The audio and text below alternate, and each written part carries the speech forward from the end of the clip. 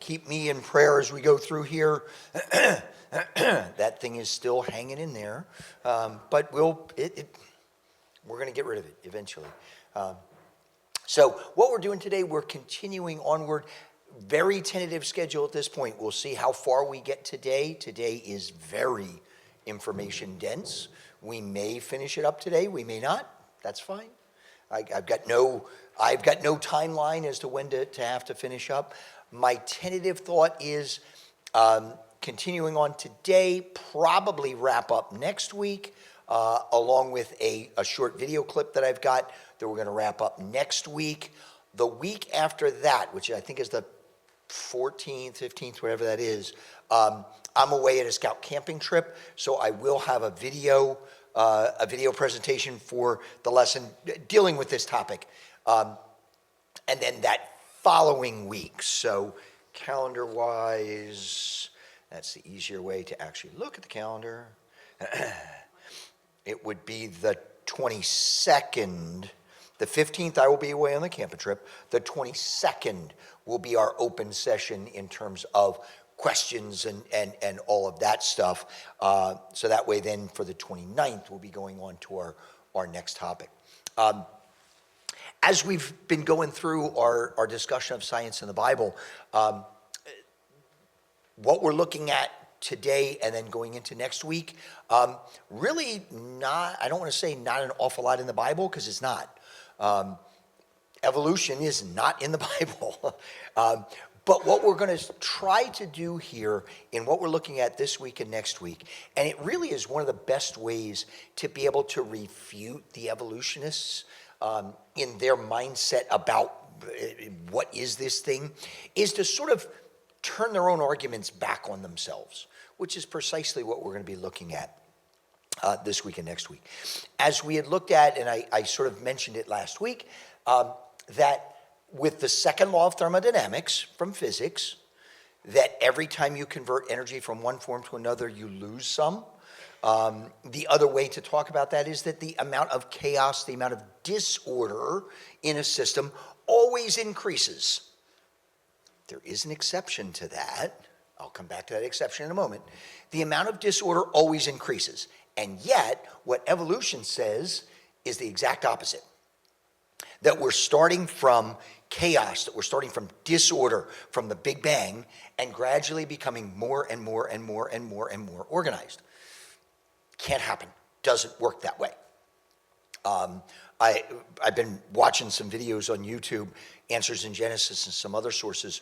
One of the biggest thing with evolution, the second law, is that evolution is implying that DNA, the strand, the chemical strand that's in every living thing, the DNA that provides the instructions for how our bodies, how the living things function, is a form of information.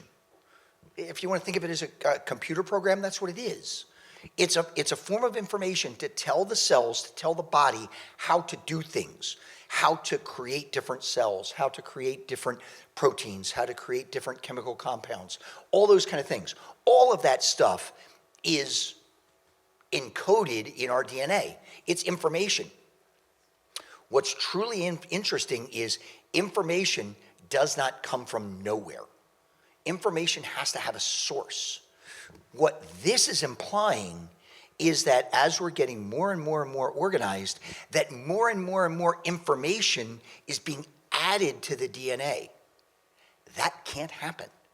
That is physically impossible. It doesn't work that way. You can't add information to DNA. If you look at a shark, and you look at the DNA of a shark, the DNA of a shark programs the shark into how to make a shark. It doesn't have the instructions on how to make legs, because that's not part of a shark. It's not in there.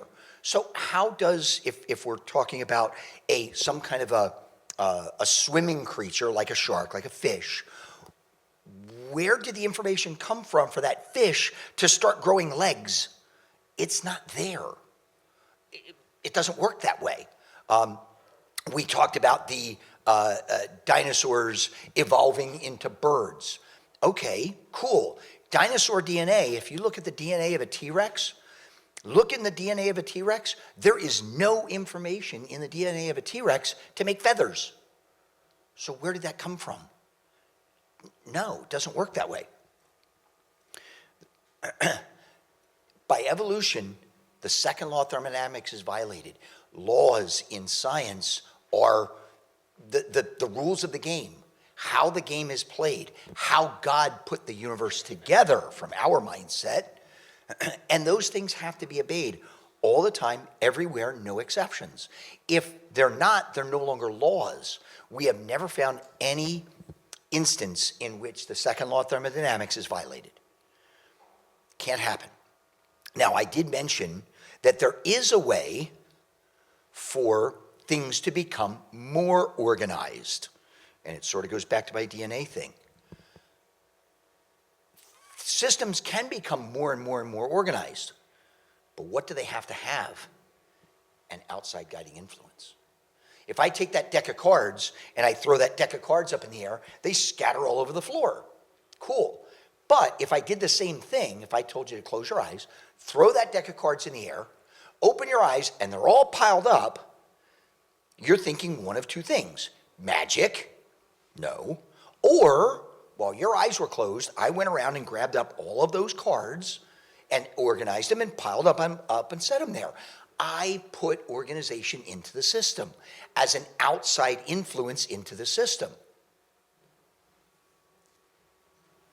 If that's right, this is the one I love. If that's right, if there is an outside guiding influence that is causing the amount of organization in the universe to increase, and that outside guiding influence has to be something that is, by definition, outside of the system, what do we call that? God. If this is right, that right there would be the absolute strongest piece of evidence in favor of a creator being. They don't want to go there. They don't even want to think about going there. What we actually see in the world is that. We see at creation, it was perfect. God said in Genesis, it was good. It was very good. When he finished creation at the end of the sixth day, God ended creation and he rested. And the world, the universe was perfect. And then sin comes into the universe through Adam's actions. And what happens? Things start to deteriorate. Had sin not come into the universe, everything stays right along that top dotted line, that perfect organization line, without sin. And after his second coming and after the millennial kingdom, it restores all this back to that top line. If we were to continue this thing, and in terms of disorganization, if we were to say the events of the tribulation are wham in terms of organization, but then after his second coming, it comes back to here, and it's going to stay there forever. But this is the reality. This is our sin-cursed world. This is our sin-cursed creation, our sin-cursed universe. All right? That is biology by the creation model, and that obeys the second law of thermodynamics. The first picture we saw up there didn't. Now, here's our big thing today, and we sort of step away from the Bible because we've got to take a look at some of these arguments to be able to refute our evolutionist guys. And the whole big thing with evolution is that by definition, it requires a really, really, really, really, really long amount of time. That's sort of by definition. Their whole thing is that it's long, slow, gradual processes that are changing the DNA and to cause organisms to change from one species to another, from one kind to another, as we talked about. So is there enough time? That's our focus for this week and then potentially into next week as well. In other words, how old's the Earth? How old's the universe? by definition, evolutionists are believers in the Big Bang. They have to, because they need that amount of time. They can't believe in the creation model. And then you've got that group that there are certain things, certain theological things that you divide over, and there are others you don't. This is one I'll divide over. And that is the Christians, the Bible believers that are the day-age theory people. The ones that say that when it says that God created something in the first day, that they use that word to indicate a long amount of time. So that what it's really doing is that you're sort of trying to blend evolution with the creation story. That those 6 days are 6 really, really, really long periods of time. There's a very easy way to be able to shoot that one down really quickly. And it's the word that they use for day. The Hebrew word for day that is used throughout the first 2 chapters of Genesis is the word yom. That word, you've heard yom before. There's a Jewish holiday in September, Yom Kippur. Translate that. Does anybody know what Yom Kippur is? The Day of Atonement. Yom, Day of Atonement. That word yom in Hebrew is a 24-hour period. Day, boom, done. Not amount of time, day, 24-hour amount of time. Let Scripture interpret Scripture. All right, so that's out. But our evolutionists believe in the Big Bang. They believe in this extended period of time, the universe originating somewhere between 12 and 15 billion years ago. We've already talked about the Big Bang. We've already talked about how silly that thing is. But we need that amount of time in order to get the 4.5 to 5 billion years of the Earth's existence to be able to have evolution. You need that. All right. So the question is, what's the age of the Earth? Okay, our answer is really easy. Creation from the Bible, and you can work your way backwards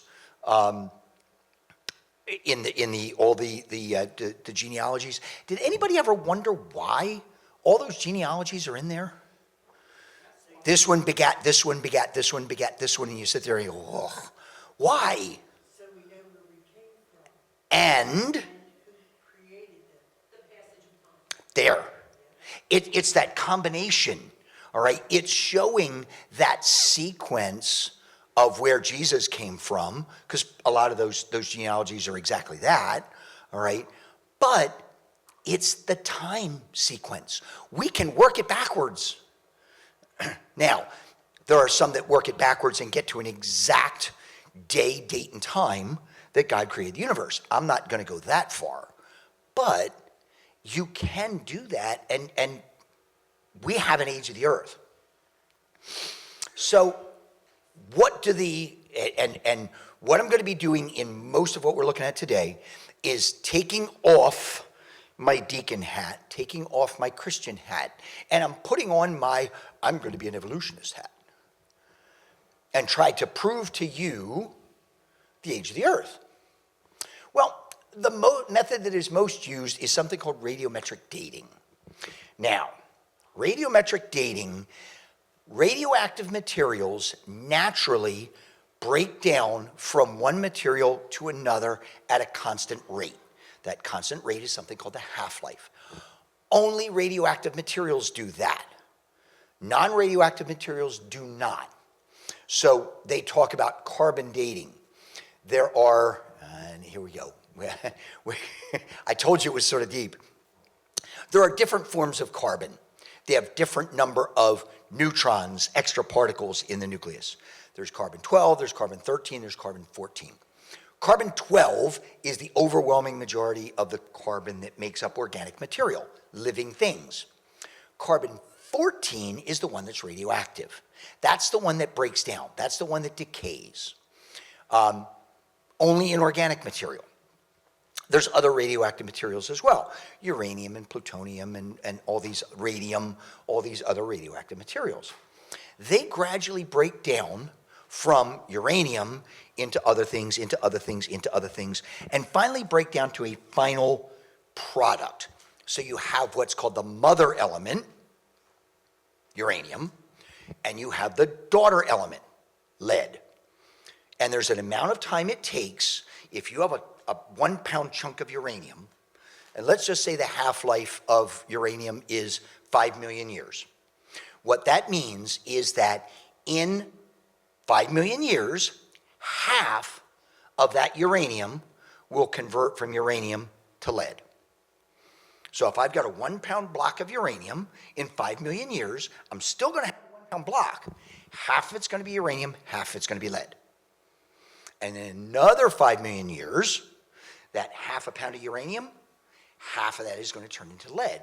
So after 2 half-lives, I've got 3/4 of a pound of lead and 1/4 pound of uranium. And that process continues. That's radioactive decay. That's radiometric dating. So if we know a couple of things, what was the ratio of the original material to the decay product, the mother element to daughter element? If I know in this particular rock, it started out 50% uranium and 50% lead. That's how it started. And I know the rate of decay, let's say 5 million years for the half-life, I can deduce the age of the specimen. Great. Sounds awesome. Sounds like a really good concept. And it is a good concept. But, so here's our diagram of what's going on. The system is that big oval. A is the mother element, B is the daughter element. All right, and A is changing into B. That's the simple explanation that we saw on the previous slide. Here's the problem. A is changing into B. Is any of A leaving the system? Is any of A coming into the system? Remember, we have to know accurately how much in this sample, how much of it was originally A and how much of it was originally B. If we make the assumption it was all A to start with, cool. We can do that, but that's not necessarily the case. Again, are we losing B with time? Is more B coming in with time? What the radiometric dating model assumes is that this oval is unbroken. It ignores the delta, the little triangle there, it's the Greek letter delta. In math, that means change. All right, so change of A coming into the system or change of A going out of the system, B going into the system, B going out of the system, it's assuming that's not happening. And if it is happening, it's negligible. It's not that big a deal. But it is a big deal. It's the whole thing that radiometric dating is based on. We're assuming the rate of decay is constant. We're assuming that 5 million years that it takes uranium to half of the uranium to go from uranium to lead is constant throughout that 5 million years. Any guesses when we discovered the whole concept of radioactivity? Rough date? Late 1800s. Less than 150 years. We have been observing radioactive decay for about 150 years. And we have seen over 150 years, over a whole bunch of different elements, that radioactive decay is a constant process. But is it? We've only been seeing it for 150 years. So we don't know. We assume it's an isolated system. That's that previous picture. That you have no loss or gain of mother or daughter element. That was that delta A coming in or the delta A going out, or the delta A B coming in or the delta B coming out. All right, we're assuming that the system is isolated. There's a problem with most radioactive materials. Almost all radioactive materials very, very easily are leached, meaning they chemically combine with water and water can remove them from a system.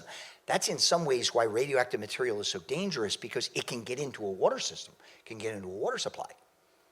But if radioactive material, that's the mother element, that's A in our diagram, that material is very easily removed.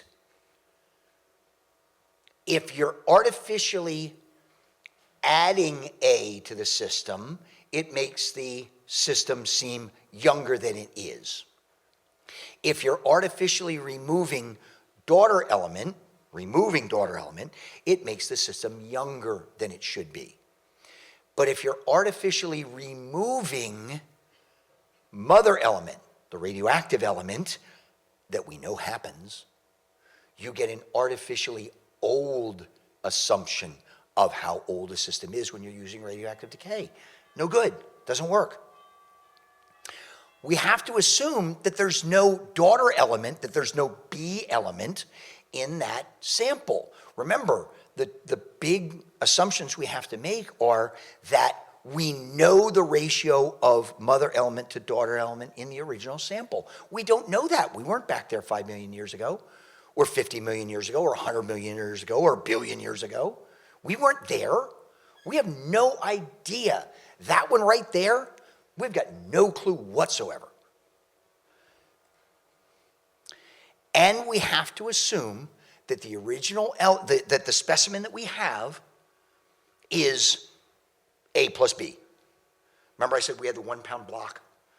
And if it is a 5 million year half-life, after 5 million years, that 1 pound block is still going to be a 1 pound block, half pound uranium, half pound of lead.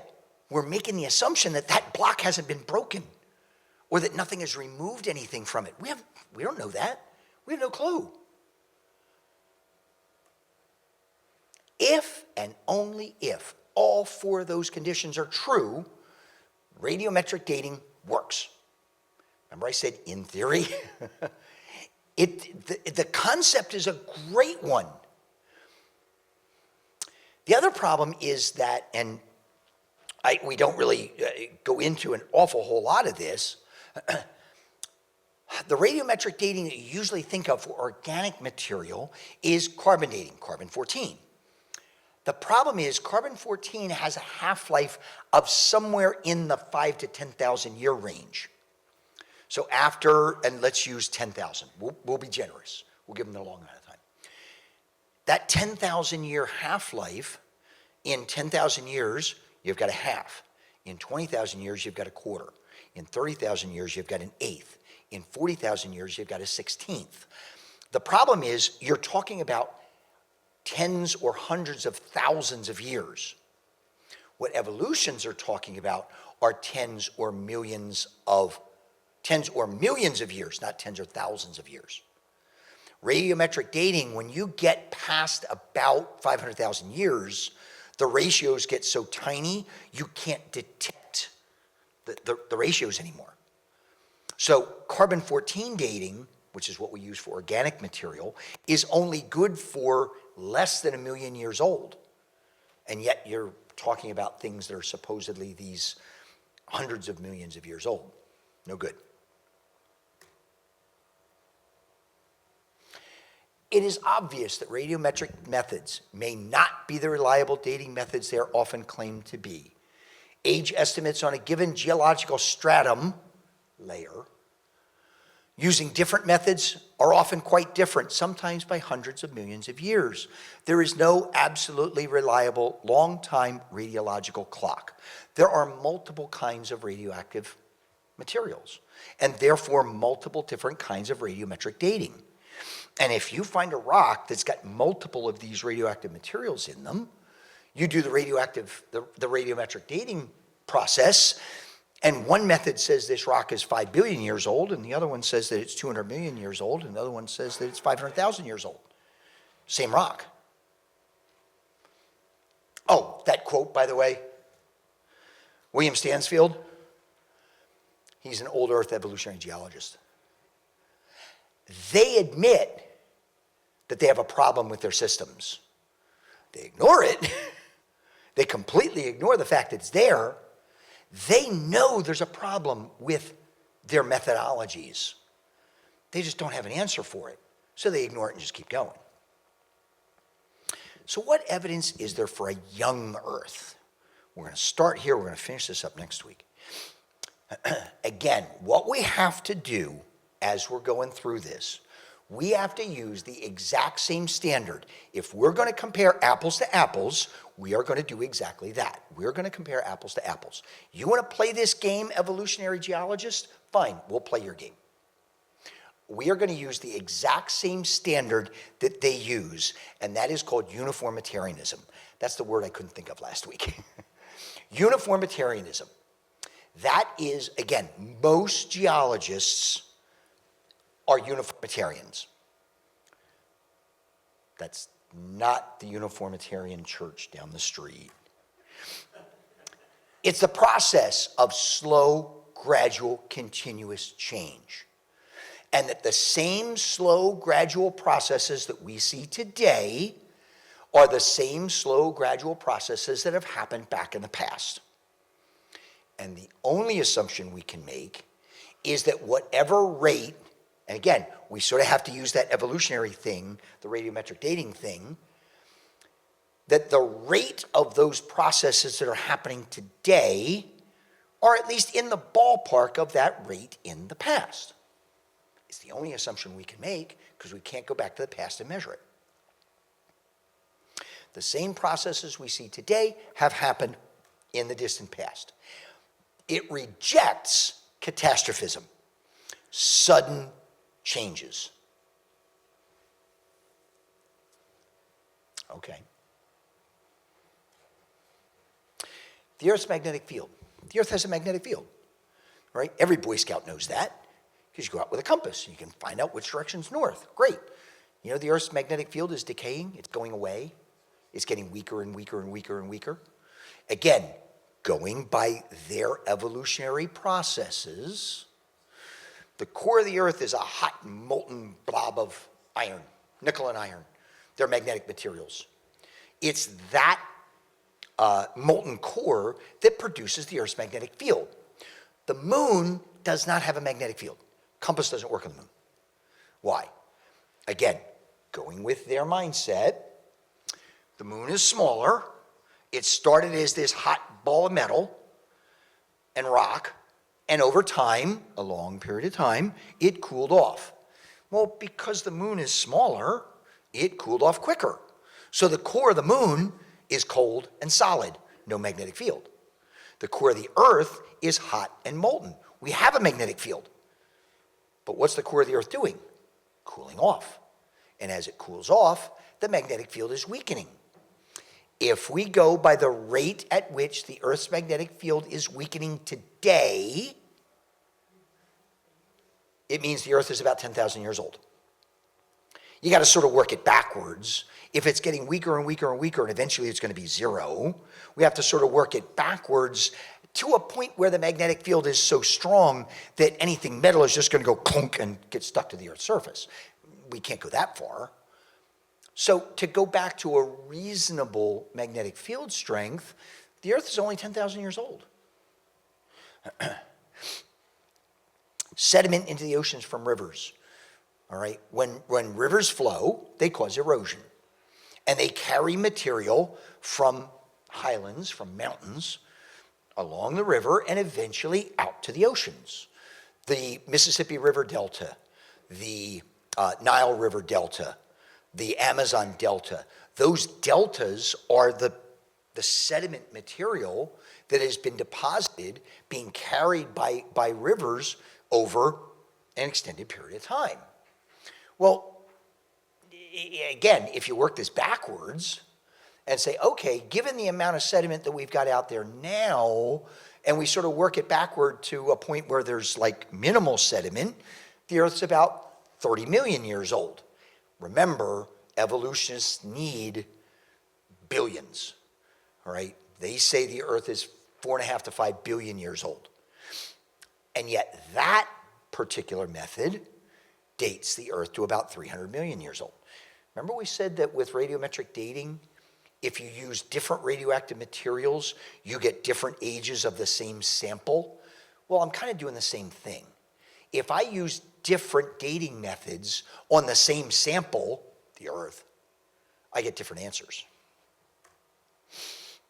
Again, river deltas, all right? Sediment into the oceans, just the overall sedimentation in the oceans, 30 million years. River deltas, 5,000 years. Natural plutonium. Plutonium is a radioactive element. With the decay rate of plutonium and a 4.5 to 5 billion year old Earth, we should find no natural plutonium. Should not exist, but we do find it. That means, again, using their radiometric dating methods, that means in the half-lives, there must have been natural plutonium at some point in the past, and using their dating method working backwards, the Earth's about 80 million years old. If the Earth was older than 80 million years, if it was a billion years, that's about roughly 100 times older than that. If the Earth was a billion years old, we wouldn't see natural plutonium. They say the Earth is 4.5 to 5 billion years old. Comets, all right, like Halley's Comet, it's not Halley. It's not Halley's Comet, it's Halley's Comet, okay? My brother-in-law and sister-in-law's last name is Haley, and it's not spelled Halley, all right? It's Halley's Comet. Halley's Comet comes around every 76 years, okay? It came around back in, I know the next time it's going to come around is 2061. And I missed it the last time because it was mostly visible for the southern hemisphere, so I didn't see it. It was one of those things as a kid, I'm like, oh, I can't wait to see Halley's Comet. I never did. The next time it comes around, it's going to be 2061. I'll be 100 years old, Lord willing, and if the Lord tarries. But every time a comet comes past the sun, a comet's a big snowball. You see what the snow's doing out there? Melting. Well, comets are snowballs, basically. They're these giant balls of snow and ice and stuff like that. And they're way out in the distant part of the solar system. And it's really cold, like it was after the concrete storm a few weeks ago. And the snow didn't melt because it was too cold. But when the comet comes in toward the sun, it heats up. And that snow turns into gas. That's what causes the tail. And then it goes around the sun and it goes back out. And it refreezes. And it comes back around again and it melts and makes a tail again. Which means every time a comet, like Halley's, comes by, it loses material and eventually it's gone.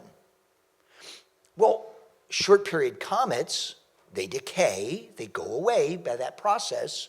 We shouldn't see any short period comets. Halley shouldn't exist. We shouldn't be seeing that if the universe is any older than 10,000 years. The fact that we're seeing short periods of comets implies the Earth is about 10,000 years old or younger. Titanium going into the oceans, right? Element titanium. We find it in ocean sediment, and comparing the amount of titanium that is in rocks on the Earth and the amount of titanium that is in the ocean, if the Earth was older than 160 years old, we wouldn't be finding titanium in rocks on the shoreline. All that titanium would have already gone into the oceans, and the only place we would find titanium is out on the bottom of the ocean. And we're going to continue next week with some more of these.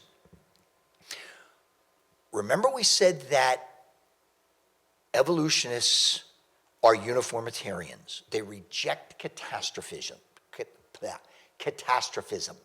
all right? Sudden events. Sudden events like things like volcanic eruptions. Ooh, is that a sudden event? Yeah. In the grand scheme of things, if you look at geological time, and again, remember which hat I put on, those kind of things are really, really, really short period things. Remember back in the 80s, I think it was, out in Washington State, there was a sudden eruption, Mount St. Helens, all right? The volcano erupted, and when it erupted, basically, it's at the top of it. They had thought it was extinct, and the thing was covered with snow, and the snow-covered top of the mountain literally fell into the hot magma chamber, exploded, and blasted out the side of the mountain. When it did, it laid down 30, 40, 50, 60 foot thick layer after layer after layer after layer after layer of material, which is what the geologists say happens over time, laying down these different layers of rock. And then a flood of water came flooding down the side of the mountain and carved canyons through these layers and layers and layers and layers and layers of rock that were just laid down. So you've got these 30, 40, 50 foot deep canyons in this layered volcanic rock produced by the Mount St. Helens eruption. Now, what do they say about the Grand Canyon? How long did it take the Grand Canyon to form? Billions and billions. Good old Carl Sagan. All right? A long, long, long amount of time. First of all, you need a long, long, long, long, long amount of time to lay down the rock, and then you need a long, long, long time for the river to cut its way down through. By the way, they don't ever explain. Has anybody ever been to the Grand Canyon? I never have. How wide is it? Real wide. That means the river at the beginning was really, really, really wide. What's the Colorado River look like now down at the bottom? It's a little skinny thing. And it was really wide at the top, and it's gotten smaller and smaller and smaller as it's eaten its way down through. But you look at these canyons, and I've seen this happen, where they've taken pictures of some of these canyons, showed them to geologists, and they've said, oh yeah, that happened over millions of years. Nope, happened over about 2 months during the eruption and post-eruption events of Mount St. Helens. Catastrophic event that is producing something that looks very much like an evolutionary process. Do we know of a process, a catastrophic event, that put a whole lot of water that then drained away and might have caused these massive, huge canyons? No. Go in that thing, Noah's flood. Again, catastrophic event. Evolutionists won't go by that idea. Not a shot. We're going to continue with our evidence for a young Earth next week. I've got a short video clip that talks about the whole thing with evolution and these long-term things. To sort of wrap out, we're going to wrap this out next week. Again, the 14th, so next week we're going to wrap up. The 14th, I will be away, so that's 2 weeks from today. 3 weeks from today is sort of our open question and answer time. Okay? So keep those questions going, keep them written down. I'll try my best to be able to answer them. Okay? Thank you very much, everybody, for coming out. Thank you, Lord, for my voice. If anybody heard when I came in, I was coughing up a storm, and this has happened over the past few weeks, where the Lord has just touched those vocal cords and has said, all right, let's calm that down so you can get this lesson out, and I'm thankful for that. Thank you. Let's close in a word of prayer. We do have our morning service and communion service today. So let's close in a word of prayer. Lord, we do thank you so much for this day, for the beautiful day that you've given to us, for this creation that you have given to us to be able to live in, Lord. I thank you for the opportunity for me to be able to present this material. Hopefully that it touched hearts, that it is asking questions, Lord, so that people can sort of question what mainstream science has to say about some of these things. And it will help to strengthen their faith in the reality of you and your creation, Lord. I thank you so much for this church, for the church family. Again, pray that you would touch Zach, that you would touch your healing hand on him. Pray for Tom and the message that he is bringing today. Give us open hearts and a message that will touch us that we can take into our lives. All these things we ask in your son's name. Amen.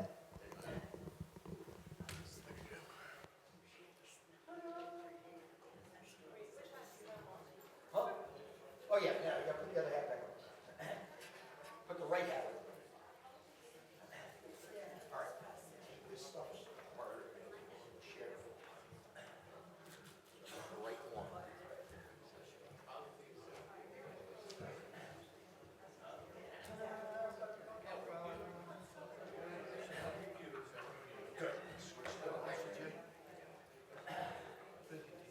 Great. I really appreciate it. Thank you. Oh, yeah. Oh, I appreciate it. I appreciate it. Very good.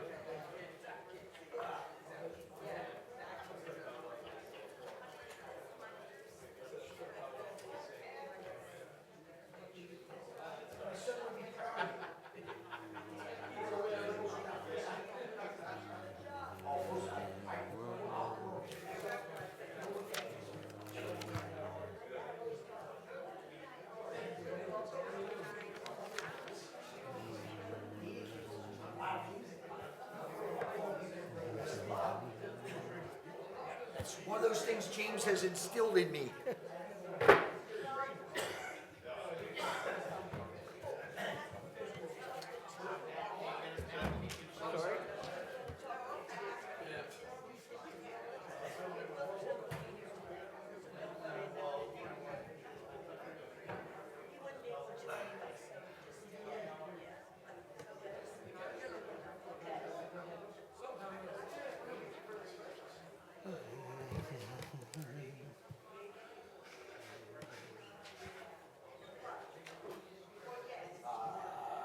Ron, they gave you that order of service, right?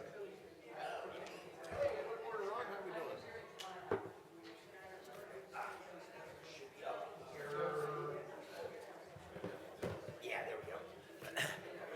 I mean, it's the same as last week. Welcome, prayer, John's going to do the update, songs, then do the announcements, just like we did last week. Yeah, yep. Yeah, I mean, that's our order of service right now. Yep, right. Opening and welcome, he's going to then read Zach's letter and then pray. That'll work. That's good. You